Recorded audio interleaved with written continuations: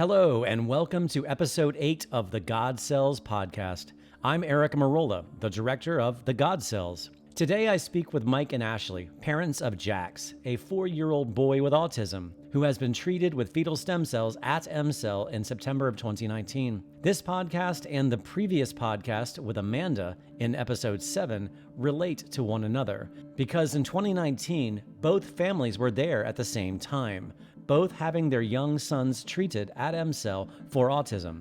If you or someone you know has an autistic child and is interested in seeking fetal stem cell therapy, I advise listening to both this podcast with Mike and Ashley and episode 7 with Amanda. This therapy generally takes up to 3 months to show improvements, and I was delighted to get reports from both families of significant, noticeable cognitive improvements in both children, as these conversations were recorded at right about the 3-month mark.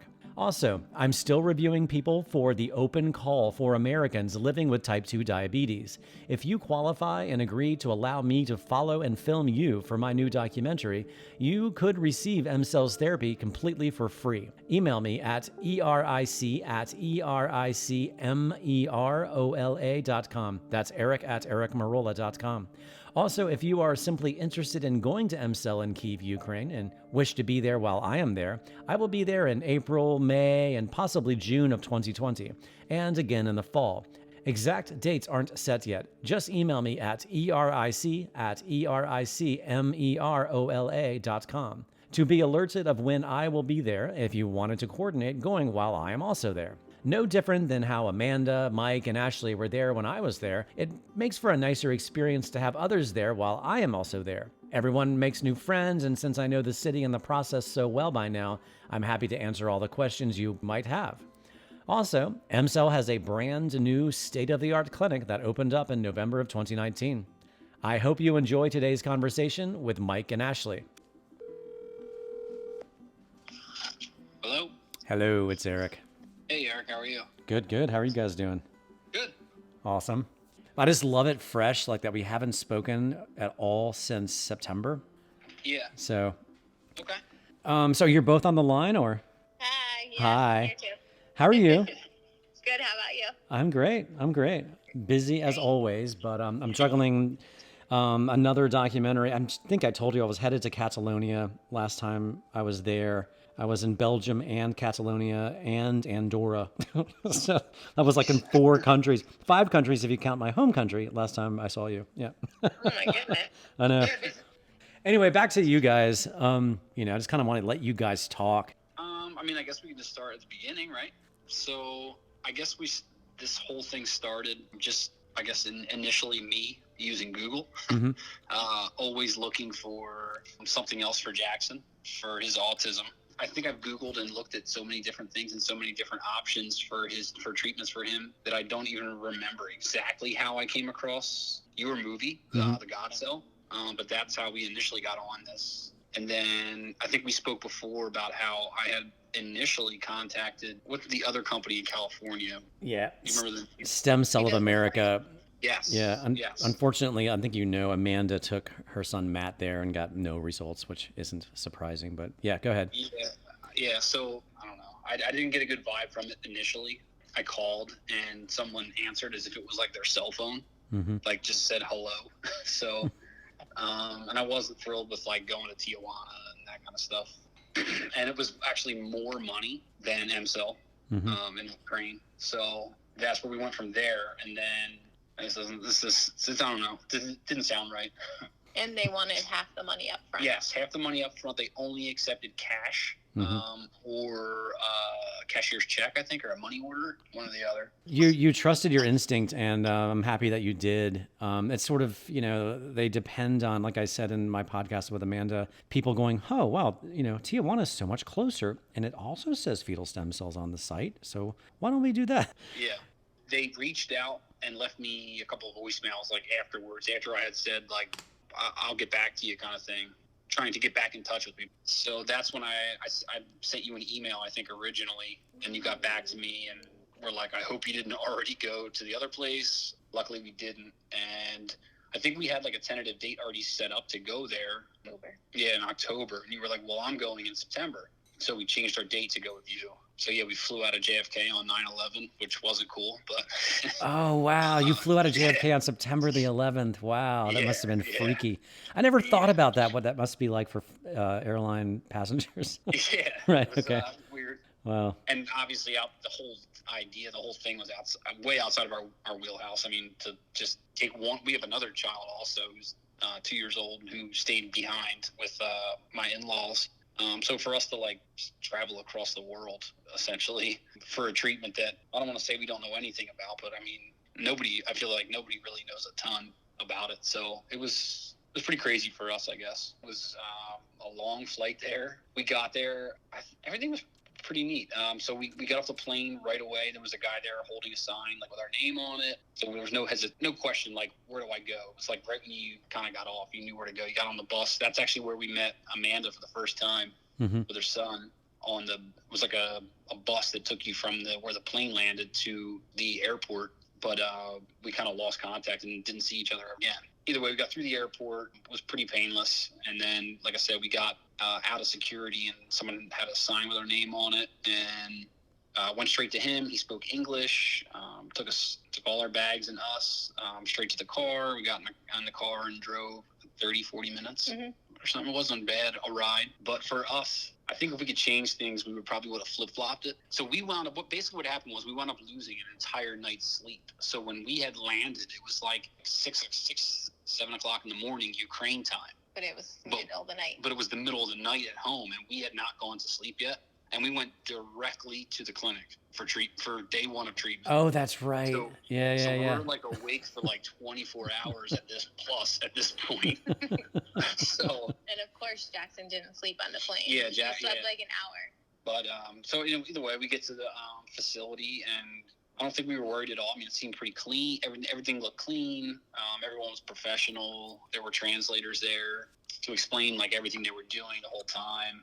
When I say flip-flop, we felt like we had too much downtime at the end because we were day 2 of treatment. We were done by like 11 o'clock in the morning, Ukraine time, and our flight was not leaving until the following day. And we were like, I would have almost rather been rushing out than rushing in because we were dead tired that first day.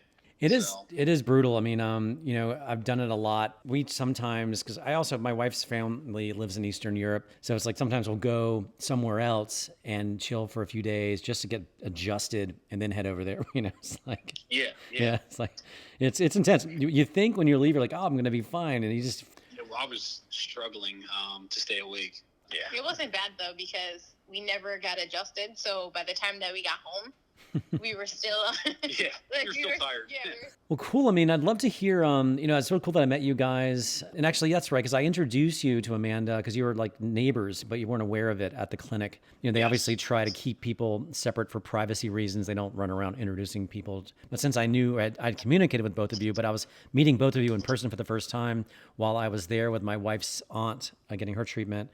And doing some other, stuff there as well, like filming and just catching up and trying to figure out my sequel.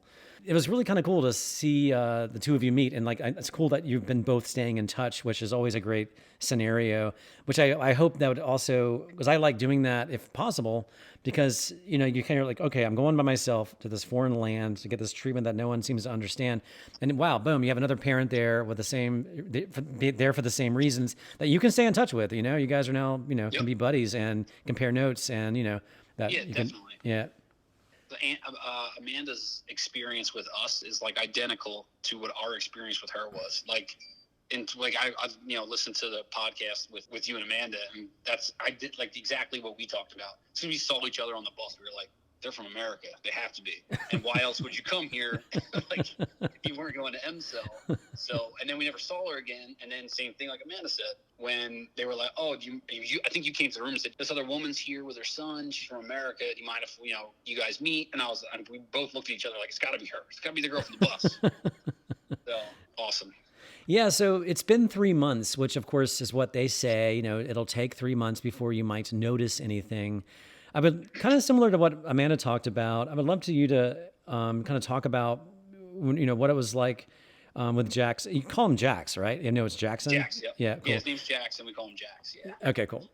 You know, what he was like, what you're, I don't know, kind of hoping to get out of it, what has become of it. You know, I would just love to kind of hear your take on it. I mean, you're with Jax, you know, every day, so you know, you would know, you know, if you've noticed anything. Yeah. So I guess you want to start with like a little bit like a brief background on Jackson and his diagnosis. I Yeah. guess. Actually, you know what, before you do, I could do it later, but I just remembered, I would love to hear, actually, because I was pleasantly surprised to hear that you are like in the medical profession, right? Correct. I would just love to hear your take on, like, or maybe like, okay, here you're used to a pretty well-run American medical system, and people can argue whatever, but I think for the most part, it's a pretty decent medical system as far as like technology and all that. I'm just kind of curious to hear your take on what you saw there, maybe compared to what you were expecting. I don't know. I'm just sort of like to hear your take on that overall. Okay. Well, we had no idea what to expect. And as we pulled into the facility looked very nice from the outside. When we had entered the building, they like asked us to cover our shoes, and everyone like greeted us politely, and they had an interpreter there. Took us up to the room. They did have the doctor come in, and she actually reviewed his health systems and any concerns, which I thought was nice that they didn't just take the paperwork and, you know, put it to the side. They actually reviewed everything that we had sent them and, you know, asked if there was any changes, etc. I liked the fact that, you know, everything was clean. I thought they did a nice job with the IVs and everything else. I thought they had decent supplies. I was worried about that. For the most part, I thought everything was, you know, well done, and they did a nice job, and they had everything that we needed, and they answered all the questions appropriately, and they seemed well educated in, you know, body systems and the fetal stem cells and what exactly they would do and what are things that we should look for, that kind of thing. They did make a list of suggestions for us to do post-treatment, which I thought was nice that we were, you know, working on some of that stuff. One of the biggest obstacles that we found with one of the treatments that they told us to continue post-treatment would be the hyperbaric oxygen chamber. Mm-hmm. Unfortunately, in the U.S., it's mostly used for wound healing. Yeah. And it would be like impossible for insurance to cover it and for us to get a script for him to continue the hyperbaric oxygen. But for the most part, I thought they did a really nice job, and we didn't have any complaints. I was super skeptical because I'm like, you know, they can't give you the insert of a package of a drug and, you know, you can read like, this is what's in it. This is adverse side effects. You know, you kind of have to trust them a little bit of actually what they're injecting into your child, which is somewhat nerve-wracking. Sure.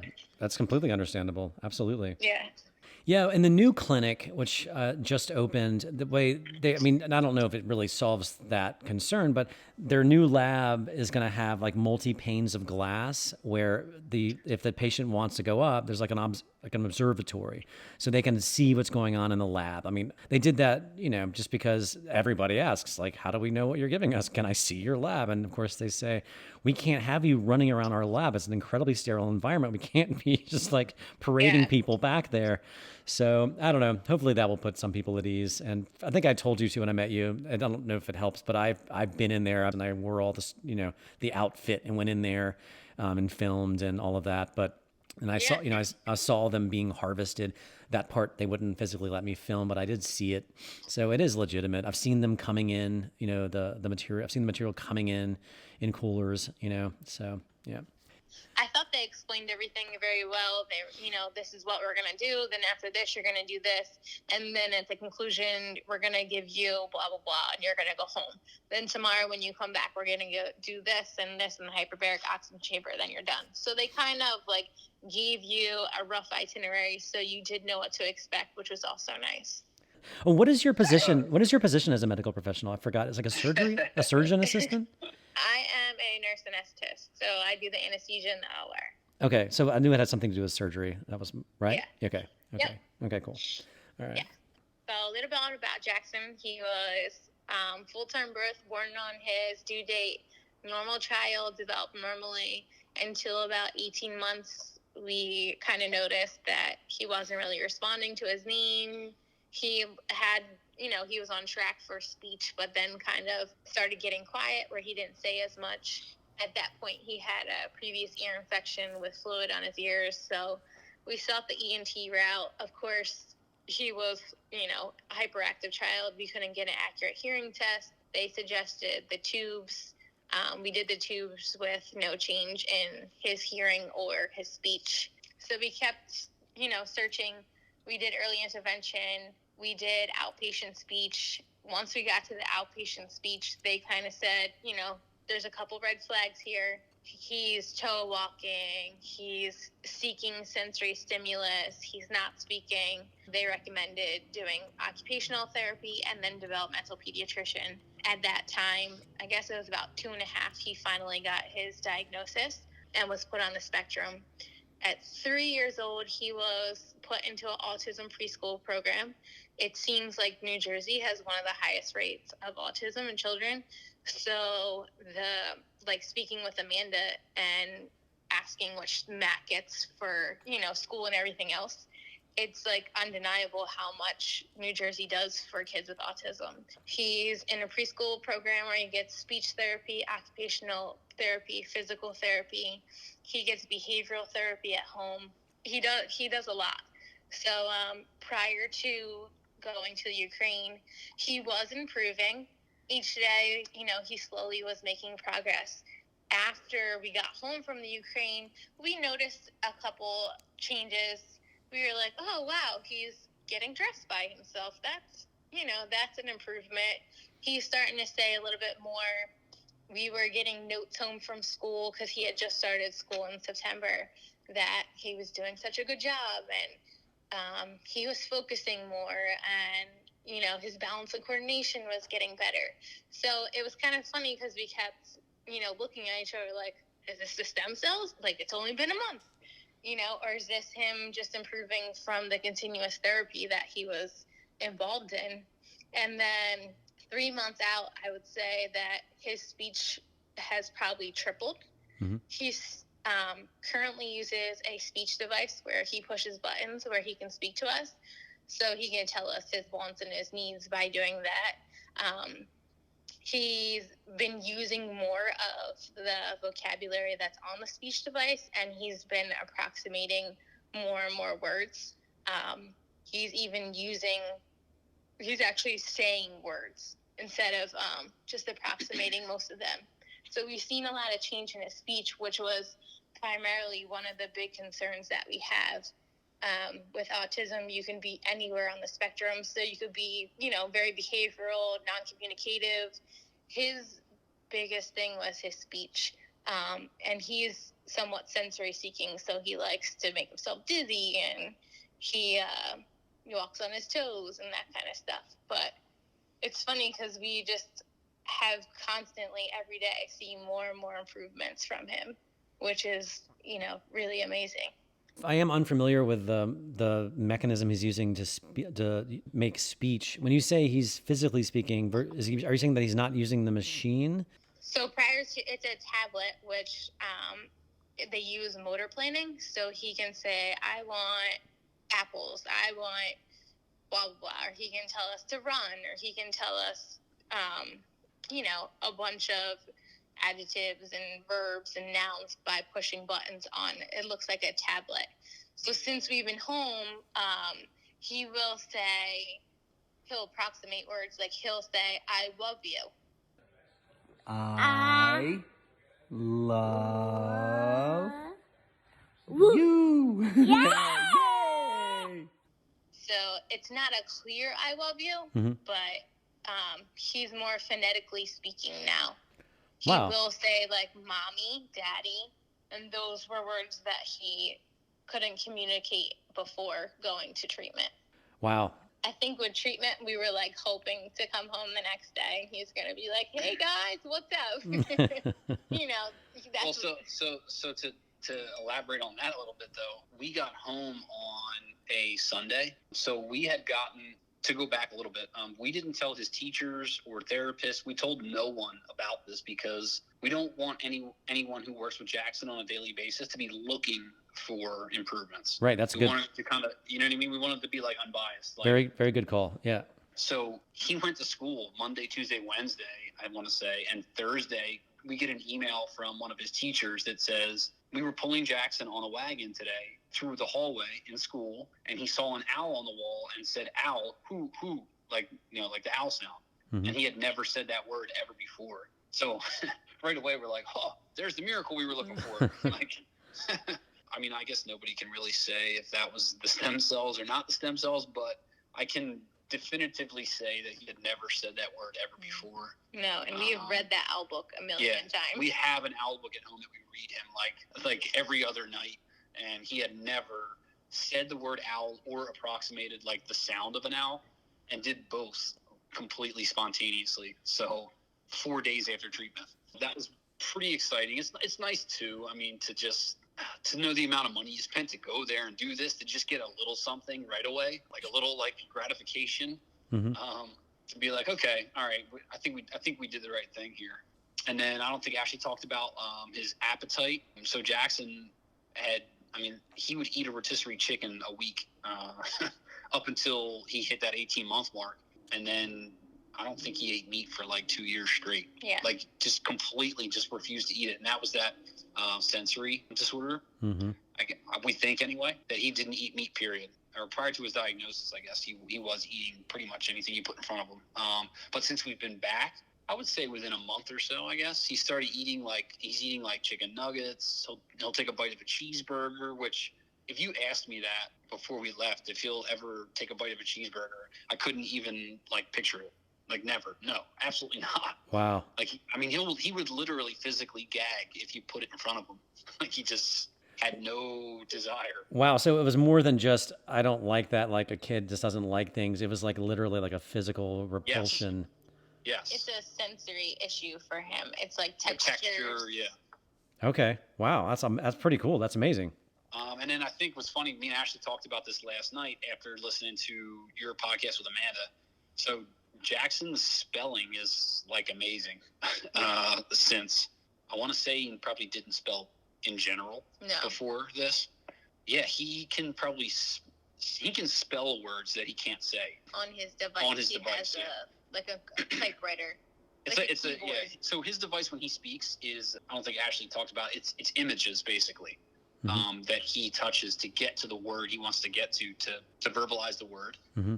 But for spelling, it's essentially a keyboard. So if he hits S, the device will say S. But, I mean, he can, like, spell his name. I'm trying to think of what else off the top of my head that he can spell. He spells cat, girl, boy, like a handful of things that we weren't even working on spelling. He's only 4 years old. Like, that was the least of our concern. And he all of a sudden, he's been spelling, like, the little girl's name in his class. We're like, who's Ava? Yeah, he spells Ava on his device. And I'm like, who's Ava? Apparently, she's in class with him. So that was cool. Thanksgiving morning. So Jackson is obsessed with Sesame Street, or was, at least at an early age, and kind of broke out of it and is recently getting back into it. But so on Thanksgiving morning, Sesame Street is on, and he turns and looks at me and says, Elmo. And he's never, I mean, the thousands of episodes of Sesame Street I've had to suffer through, I have never heard him say Elmo ever before. And he just turned around and said it clear as day, and he's been saying it ever since. And that was, 2 weeks ago, I guess. Wow. Jackson, who is that? Elmo. So it seems like we're seeing something on a somewhat weekly basis, I would say. When we just talked about this the other night, we were like, how many words did he say pre-treatment? And we were like, be generous and say 10, maybe 10 individual words, not put together in a fragment or a sentence. No, he could never put more than 2 words together. But we were talking about the other night, we're like, he's from 10 words, he's probably closer to 40 words at this point. I don't want to say easily, but somewhat easily putting 2 words together, for sure. If he wants me to get up, he'll say "Dad, up." In my opinion, anyway, major change. From where he was. If you would ask me before if I thought that this was possible, I would have said yes, but I don't think I would have said in 3 months it will be, or 4 or 5 months. Even just as simple as we just transitioned him out of the crib and into a regular bed, like a full, I guess. Yeah. So a full, like a regular kid's bed, I guess. Adult bed or small adult bed, whatever you want to call it. I remember talking to Ashley about this and saying, I can't ever picture him getting out of this crib. Like, we're going to need like an adult crib at some point. Like, I just never thought that and we did it in the night we transitioned him. He was fine. Went to bed, not an issue, and hasn't been an issue since. And that was, again, a couple weeks, 2-3 weeks ago, maybe. Yeah. Wow. What was did he just not like quote, regular beds versus cribs? Like, it just helped me. He loved his crib, but we just felt like there was absolutely zero chance he would stay in a bed if it didn't have walls. Like baby jail, basically. Like, I was like, I don't know. I couldn't picture that. I could never picture him sitting in his bed and saying it's nighttime, go to bed, and then just staying there if it wasn't boxed in. I think he felt safe in there, and he also slept against the rails of the bed because I think he liked the pressure of the rails going to sleep. So I think the open bed probably had to seem somewhat scary to him because he likes the pressure of, the side rails going to sleep, and now he had really nothing to lean on, and he just went to sleep. Tell me his age again. He's 4. He's 4. And was he 4 when you were there? Has he had a birth? He had just turned 4. He turned 4 in August, and we went in September. Okay. So yeah, this is a question I asked Amanda. I'm sure you heard me ask. Because it's such a challenging question. So I was like, okay, if you talk to somebody about this, and they would be like, well, how do you know? I mean, it's the therapy. How do you know? I mean, it's just, how do you know it's not just, even though he's been given this diagnosis, but he's just not getting older. Like he's, because kids develop fast. Like, I'm just kind of curious to hear your take on that. Yeah. Okay. So I think for me, I'm kind of a person who likes instant gratification, and we obviously weren't getting that with Jax in terms of all his treatments and stuff. I mean, like Ashley said, New Jersey's pretty awesome in that sense of Jackson was getting a ton. I mean, occupational therapy, speech therapy, physical therapy. Yeah, it's a lot to drive him back and forth all over the place. But then he's getting it in school also now. But I don't think we were really seeing yes, we were seeing results. I don't want to say we weren't seeing results. We were seeing gradual results over time. But I feel like this trip to Ukraine, to MCEL, significantly boosted the results, or I don't know how you want to say, just boosted the progress that he was already making. I mean, if somebody asked me to put a time on it, I would have to say his results or his progress in the last 3 months is probably what I would have pictured in 18 months, 24 months, where he'd be and I just explained, if you asked me some of the things he's doing now, if you asked me if he would ever do them, I might have even questioned it, Sure. prior to treatment. So maybe Ashley has something different. I don't know. Well, he started speech therapy when he was 18 months old. And from 18 months to 3 years old, he went to speech therapy 2 times a week, and we maybe saw a 5-word increase. I was going to say, we're up to 10 words now, right? Pre MCEL. So right. A year and a half to get 10 words, and we're at 40 words in 3 months post-treatment. So. Yeah, I think his progress has kind of touched on all bases. Not just speech, it's sensory, it's tracing, it's spelling, it's eye contact, it's the want to interact with, kids, that kind of stuff. It's all over, on all bases that he's just, continues to improve. I'd love to hear more if there is more, as far as, because what I think is interesting, which you've already touched upon, is, you're with Jax all the time, and no one knows Jax better than you. But you do have, but I guess he hasn't been in school that long. This is the first year of school, correct? What I'm looking for is... No, this is his second. Okay, second year, okay. He started at 3. Which is actually nice because it's the same teachers and therapists from last year. That's what I'm getting at. This year. Yeah, I'm curious to hear more. I mean, by the way, have you told anyone yet? Have you kept it? No. Okay, not cool. one. Cool. Again, if there is any more, I would love to hear more of that, because I always find that really interesting to hear. If you can, kind of like what Amanda was saying with her child's therapist, just what other people have noticed. Because that's even with people for other conditions, even people that have nothing to do with autism, like adults that go there for this or that or the other. And sometimes the spouse goes, honey, you just walked a whole flight of stairs without groaning. You see what you just did? Stuff like that. I'm just kind of curious to see what the other teachers have noticed. Yeah. Well, he would get one day of physical therapy a week, and his physical therapist emailed us maybe 2 months ago and said, Jackson has shown so much improvement, and is so eager to learn and do the therapy. She even asked us to increase his therapy to 2 times a week. And his occupational therapist told us about a month ago that she was going to incorporate another child from the inclusion preschool who does not have autism into some of his occupational sessions, because he was showing such a eagerness and readiness to work with other kids. I mean, it's like I said, they write something in his book, or they're emailing us, every other week saying like how well he's doing and how much improvement he is showing. They said like prior to this, he couldn't sit in his chair for, more than 2 minutes, but now he'll sit in his chair for 15 minutes and trace letters and spell his name. They're just constantly giving us good feedback. That is super awesome. That is super exciting. How's it feel to kind of sort of know that that you've done this? And no one knows. Does anybody know? Like, does your our friends and family know? Okay. And not that we're like hiding it for any particular reason. I think we wanted to be confident that it worked, and if it does, I have to be careful what I say because I have a job with the government. But shame on you, United States. Yeah. This does work and works quite a bit, and you just can't get it here. We've already been talking about our next trip back. Yeah. Like, okay, if he's shown so much progress with just one treatment, then, maybe we need more cells to multiply to kind of reverse this damage that's, has been done. Yeah. So. Well, it goes without saying. I mean, each therapy builds on the next, and that's why they don't recommend you going more often than every 9 to 12 months, because you need to have an opportunity for the first therapy to completely, work itself through.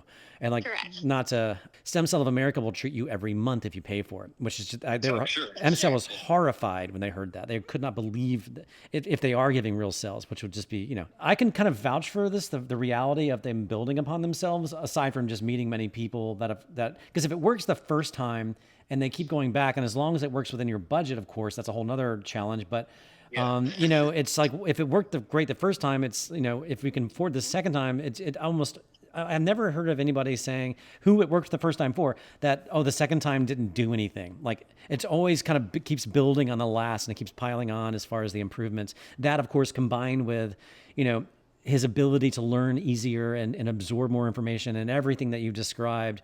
But did you ever hear about my telomere testing?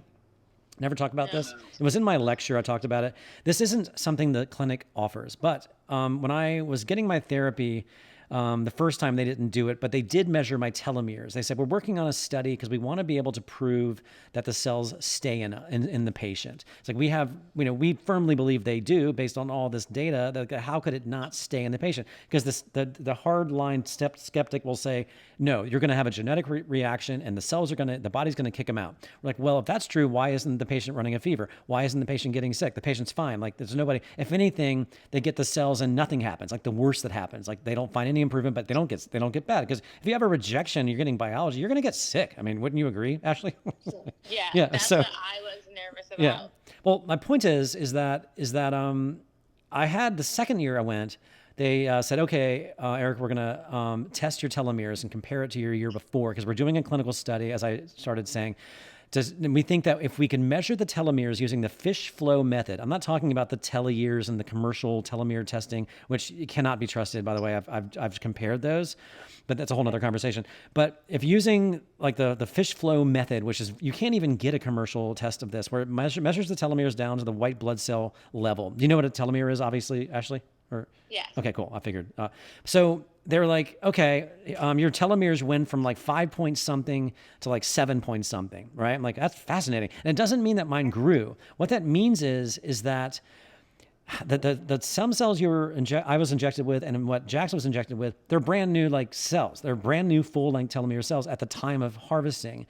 There's a whole nother long road, because the telomeres can be different lengths during the gestation period, but they know, based on seeing them with their own equipment, that these are full length, like they're like brand new, like pop them out of the cellophane telomere lengths. So with those combined with mine, all the machinery can do is do the average. It's all they can do. They can't decipher what this is. They don't. I'm sure the technology exists, but they don't have the ability to go, okay, these are the fetal stem cells and these are Eric's original cells. They can't do that. They just go blank. What's the average? And my average jumped from 5 point something to 7 point something. I can't remember the unit of measurement. Then the third year, they jump from 7 point something to like 8.7. Like, so I'm talking like in the 5s to 8 in 3 years. So you would think that if a clever, entrepreneur wanted to scam the public, you're like, look at these results. And they would probably, try to figure out a way to sell telomere lengthening, but it's not lengthening the telomeres. It just shows that the telomere, my average length appear to be growing. Like, it's like I'm getting younger, but I'm not, because the reality is my original telomeres are still there. And I'm going to age probably the way anyone would age at my age and health level, whatever. But these new telomeres are mingling inside of me from the original fetal. The point is that they're there at least 3 years later from the first round, because how could they not be because the average keeps getting longer? Does that make sense? Yeah. So going back to what you were saying, and what I was trying to say is, I can't think of a better way to kind of say, yes, they're still there. And the thing is that they do, I don't understand it entirely, but talking to a lot of professionals that seem to understand stem cells outside of M-cell is that, they can go dormant. Like, it's like our own cells are dormant in our bone marrow and they wait till something happens. They go, poof, they fly out and they start repairing things. So that's another thing, is that the myth of like, how many millions of cells did they give? Like, that's not important, because if you even gave 1 billion cells, it doesn't make any difference, because you don't need that many. You have to give the right amount for the body to take and do its thing. Overloading the body with all these billions of cells isn't the answer. It's like, it's about the balance. And of course, we're all programmed that way. It's like, well, did you take a 400 milligram Tylenol or 800 milligram Tylenol? It's like, we're all used to drugs. Like, the higher the dosage, the more the effect. It's not that way with these cells. It's about the balance. But anyway, I'm kind of on a long-winded thing there. But yeah, obviously encourage you to go, obviously, if it doesn't break the bank, because there's no reason to think that the second treatment wouldn't build upon the first. So, yeah. I think we can say that there's no doubt in either of our minds that it worked. For people who are like skeptical or questioning, I'm probably as skeptical as they come. Mm-hmm. And I don't see how he could ever be where he is today without going there. Honestly, it's the skeptical ones that I really like talking to the most, especially you, Ashley, being in the medical profession. And you still made the decision to go, because I know that you wanted to try to find something that would help him. But I'm sure you were like, oh my God, what are we doing? Like, I'm injecting my 4-year-old son in this foreign biology. Like, oh my God, what have I done? It's like, I totally get it. I totally get it. Sitting in the bed, and I was still researching stuff in the bed in Ukraine before they even injected. I was still freaking out. As we're here, we paid this. Right. I went on their Facebook page and I was looking for people who were commenting, and I was sending people Facebook messages that were making comments on their things, asking them, because they said they had gone. I wanted the results that they got. Yeah. I was sending people Facebook messages because, I was scared. Sure. It's completely understandable. Like, I don't know if I ever told you this, but, when I was making the movie, and I had assumed, I still was planning on tracking down M-Cell, and I also thought I was going to get Stemedica on camera, but I started with this other place, Stem Cell of America, because they were the easiest to access.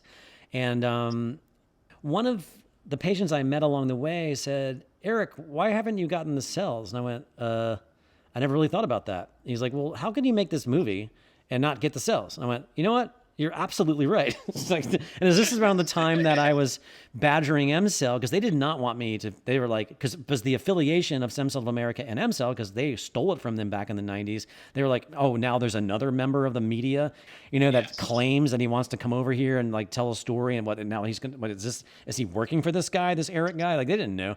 So, but long story short, after much convincing to let me in their world, and a lot of it had to do with me revealing to them all the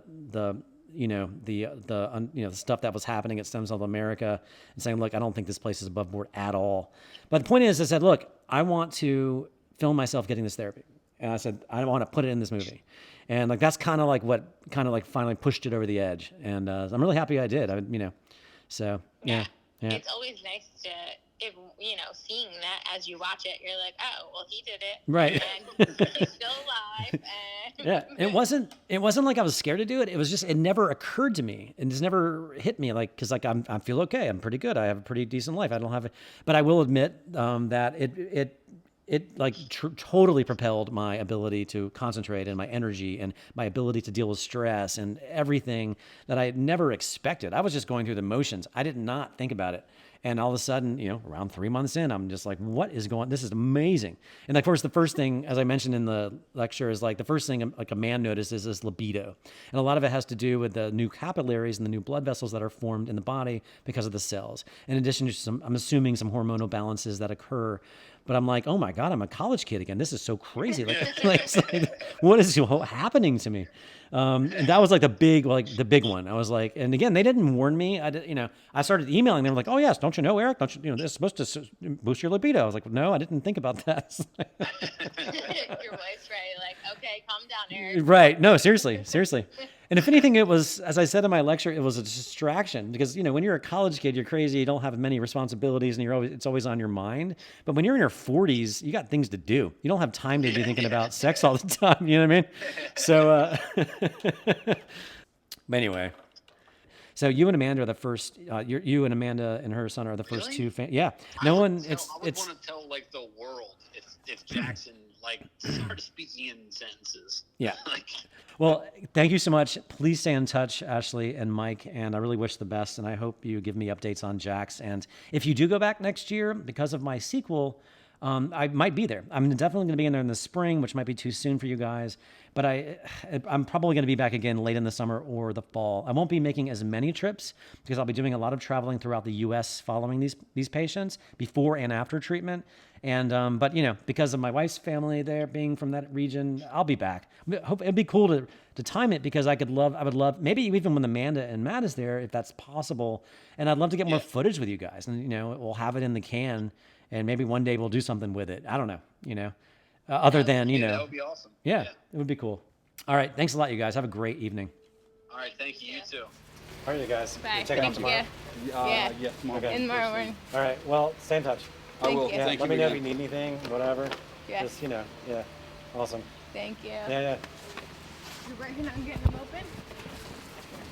Nice meeting you. Nice to meet you. Yeah. Thank you. Good luck. Thanks Seriously. again. Pleasure. Yeah.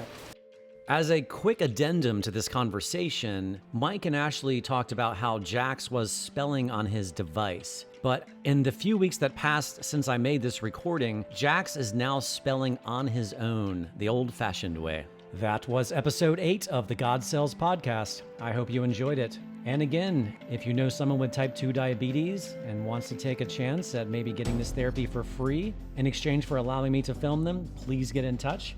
Feel free to email me and ask me anything. Eric@ericmerola.com. That's ERIC@ERICMEROLA.com.